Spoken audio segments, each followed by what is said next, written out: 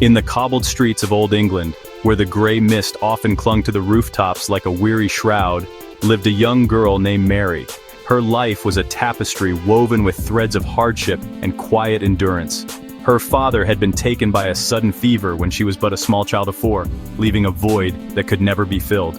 Her dear mother, frail and worn by grief and illness, was unable to work, her days spent in a quiet room where sunlight struggled to enter. Thus, the heavy burden of providing for their small household fell upon Mary's slender shoulders. Each morning, before the sun had fully risen, she would make her way to the clattering, dusty sewing factory, her small hands working tirelessly from dawn until dusk. Her clothes were a testament to their poverty, a simple dress of coarse fabric, mended with her own neat stitches until the patches themselves seemed part of the original design. Yet, despite the humbleness of her attire, Mary possessed a beauty that could not be concealed. She had long, flowing hair the color of rich chestnuts, which she often kept tied back in a simple knot to keep it from the whirring machines. Her eyes, a soft and gentle brown, held a depth of kindness and a quiet wisdom that belied her young years. They were eyes that had seen much sorrow, but had refused to let bitterness take root, reflecting instead a spirit of profound compassion for all living things. Mary was a humble soul, shy and reserved, never seeking attention or praise for her efforts. She moved through the world with a quiet grace, her head often bowed, not from shame, but from a genuine modesty that was as natural to her as breathing. She saw no special merit in her own appearance, believing that a person's worth was measured by the goodness in their heart and the work of their hands. She would often cover her head with a simple shawl when she walked through the town, a small act of self-effacement that kept her from the gazes of others. Her focus was singular, to earn enough to put bread on their small table and to buy medicine for her ailing mother. The factory was a loud and demanding place, filled with the constant drone of machinery and the sharp voices of the overseers. The air was thick with lint, and the work was monotonous and grueling, leaving her fingers sore and her back aching at the end of each long day. Yet Mary never complained.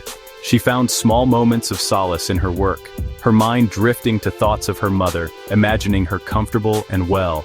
She would hum softly to herself, a simple tune her father used to sing, and her fellow workers, many of whom were just as weary, would sometimes pause to listen to the sweet, hopeful sound that cut through the factory's relentless noise, a small beacon of light in their shared shadows. One bleak afternoon, a turning point arrived, a moment that would forever alter the course of Mary's simple existence. She had returned home to find the kind old doctor leaving their small cottage, his face etched with a sorrow he could not hide. Hiding in the shadows of the narrow hallway, Mary overheard his somber words spoken to a neighbor. He said that her mother's illness had progressed, that her strength was fading like the last light of a winter's day. He confessed with a heavy heart that there was little more he could do. Her mother did not have much time left. The words struck Mary like a physical blow, stealing the very breath from her lungs and leaving an icy dread in her heart. A wave of despair threatened to engulf her, but within Mary's gentle spirit lay a core of unyielding strength. As she watched the doctor disappear down the lane, a fierce determination rose within her. She would not surrender to fate. She would not stand by and watch her mother slip away. She made a silent, sacred vow to herself, a promise whispered into the quiet air of their home. She would do anything, absolutely anything, to earn more money. She would find a way to afford better care, perhaps a specialist from the city, or a medicine that was beyond their meager means. Her love for her mother was a powerful force, a fire that now burned brightly, consuming her fear and forging it into resolve. With this newfound purpose, Mary began to seek out opportunities beyond the factory walls. She knew the pittance she earned there would never be enough to make a real difference. She heard whispers among the townspeople of a grand event fast approaching. The princess of the realm was to be married, and the castle was a hive of activity, preparing for the most splendid wedding the kingdom had ever seen. The finest artisans from all corners of the land were being summoned to contribute their skills. This news planted a seed of a daring idea in Mary's mind, a plan so bold it made her heart beat faster with a mixture of terror and hope. Her chance came in the form of a notice posted in the town square. The royal seamstress was seeking assistance with exceptional skill for a task of great importance, the creation of the princess's wedding gown. Many skilled needlewomen would apply, but Mary knew her craft.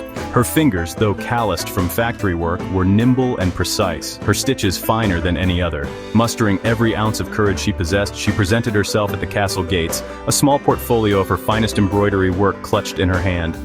Her humble appearance was met with skepticism, but her work spoke for itself, and to her astonishment she was granted a special position, a chance to pour her love and hope into the seams of a royal wedding dress.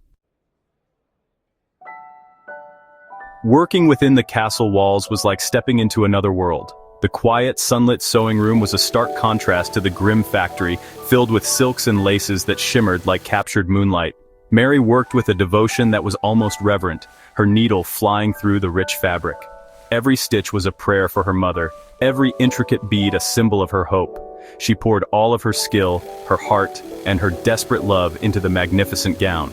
The royal seamstress, a stern but fair woman, watched Mary with growing admiration, recognizing the young girl's extraordinary talent and the profound emotion that guided her hands. The dress was becoming a masterpiece, a creation of breathtaking beauty. The day the dress was finally completed, a sense of triumphant relief washed over Mary. As she was helping to carry the finished gown to the princess's chambers, a terrible accident occurred. Navigating a winding stone staircase, her foot slipped on a loose step worn smooth by centuries of use. Losing her balance, she tumbled backward, a cry escaping her lips as she fell towards the hard stone floor below. The precious gown was clutched in her arms, her first instinct being to protect her work. In that heart-stopping moment, as the world became a blur of spinning stone and light, she felt strong arms suddenly encircle her, breaking her fall and pulling her back from the brink of serious injury. When her vision cleared, she found herself looking into the kindest and most startlingly blue eyes she had ever seen. A young man, dressed not as a servant but in the fine attire of nobility, was holding her securely. It was the prince, the very man for whom this wedding was being prepared. Though Mary, in her sheltered life, did not recognize him at first. He had been passing by and had acted without a moment's hesitation. "Are you all right, miss?" he asked, his voice full of genuine concern. He helped her to her feet, his gaze lingering on her face, struck by the humble beauty and the look of sheer terror and relief that warred in her gentle eyes. In that brief, charged moment, something shifted in the air between them. The prince was captivated. He had met countless ladies of the court, all vying for his attention with their practiced smiles and elaborate gowns, but he had never encountered anyone like Mary. He saw past her simple, patched dress to the purity of her spirit, the innate grace in her posture, and the profound kindness that radiated from her. He was instantly and completely smitten, falling in love not with a potential princess but with the humble sewing girl who had nearly fallen on his stairs. He felt an inexplicable pull, a sense of having found something precious and true that he had not even known he was missing. Overwhelmed and flustered by the intensity of the young nobleman's gaze, Mary's shyness took hold. Her heart hammered against her ribs, not just from the fall but from the unexpected kindness and the handsome face so close to her own.